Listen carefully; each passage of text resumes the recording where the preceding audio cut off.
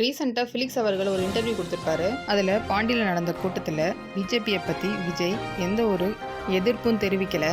திருப்பரங்குன்றம் தீபமேற்ற பிரச்சனைக்கு டிவிகே சைட்லேருந்து எந்த குரலும் கொடுக்கல.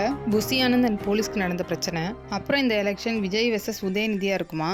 செங்கோட்டையன் டிவிகேல ஜாயின் பண்ணும்போது டிவிகே சைட்லேருந்து செங்கோட்டையனுக்கு காசு கொடுத்தாங்களான்றதும் அந்த ஆங்கர் ஃபிலிக்ஸ் அவர்களை பார்த்து கேட்ட கேள்வி இதுதான். அதற்கு ஃபிலிக்ஸ் அவர்கள் சொன்ன பதில் இதுதான்.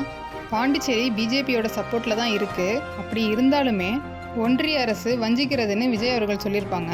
பாண்டிச்சேரியில் தொழில் வளர்ச்சி இல்லை, வேலைவாய்ப்பு இல்லை, ரேஷன் கடைகள் இல்லைன்னுலாம் கூட விஜய் அவர்கள் சொல்லியிருப்பாங்க. அதான் இவ்வளோ சொல்லியிருக்காரு விஜய், வேறு நீங்கள் இன்னும் என்ன எதிர்பார்க்குறீங்க? இன்னும் மோசமாக பிஜேபியை திட்டணும்னு நீங்கள் எதிர்பார்க்குறீங்களா அப்படின்னு ஆங்கரை பார்த்து கேட்டிருப்பாரு.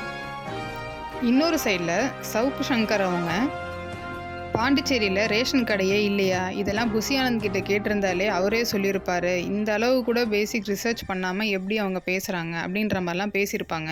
இப்போது விஜய் இப்படி பேசினதுனால ரங்கசாமி பொங்கலுக்காக எவ்வளோ பொருள்லாம் போடுறாங்க பாருங்கள், இதுதான் அரசியல் அப்படின்னு எக்ஸ்பிளைன் பண்ணியிருப்பாரு. விஜய் அவங்க ஸ்பீச்சில் சொன்னது என்னென்னா, எல்லா பொருளுமே ரெகுலராக கிடைக்க மாட்டேதுன்றது தான் மெயினாக அவங்க ஃபோக்கஸ் பண்ணியிருந்தாங்க.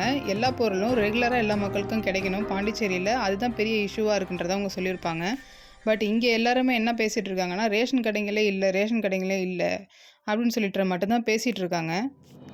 ரேஷன் கடையெல்லாம் இருக்குது, பட் தமிழ்நாட்டில் போடுற அளவுக்கு நிறைய பொருள்லாம் இங்கே போட மாட்டாங்க. பாண்டியை பொறுத்த வரைக்கும் அரிசி மட்டும் தான் போடுவாங்க. பட் அதுவுமே ரொம்ப வருஷமாக ஸ்டாப் பண்ணி வச்சுருந்தாங்க. ரீசெண்டாக தான் அது அந்த ஸ்கீமும் இப்போ ஒர்க் ஆகிட்டுருக்கு. நிறைய டைம் ஃபண்டு இல்லைன்னு சொல்லிட்டு ஸ்டாப் பண்ணி வைக்கிறது இவங்களோட வழக்கமாக இருக்கும். அண்ட் பாண்டியில் நடந்த அந்த கூட்டத்தில் புஷி ஆனந்தோட மைக்கை போலீஸ் வாங்கியிருப்பாங்க. பட் இதை எப்படி பேடாக ட்ரெண்ட் பண்ணாங்கன்னா, பேட் நரேட்டிவ் செட் பண்ணி ட்ரெண்ட் பண்ணிகிட்டு இருக்காங்க. பட் அங்கே ரியலாக நடந்தது, அங்கே ஒரு லாங்குவேஜ் பேரியர்னால தான் அந்த இஷ்யூ நடந்துச்சு அப்படின்னு சொல்லிட்டு ஃபிலிக்ஸ் அவங்க சேனலில் பேசியிருப்பாங்க.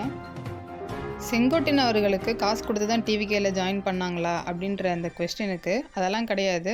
அதிமுகலேருந்து வெளியே அனுப்பினதுனால செங்கோட்டையன் அவர்கள் டிவிகேவை ஒரு செகண்ட் சான்ஸாக பார்த்தாரு. ஸோ அவங்க ஜாயின் பண்ணிக்கிட்டாங்க.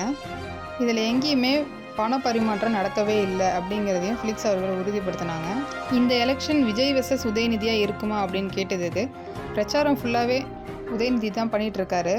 எண்ட் ஆஃப் த எலெக்ஷன் ரிசல்ட்டில் அவங்க என்ன வேணாலும் சேஞ்ச் பண்ணலாம் அப்படிங்கிறதையும் அவங்க சொல்லியிருப்பாங்க.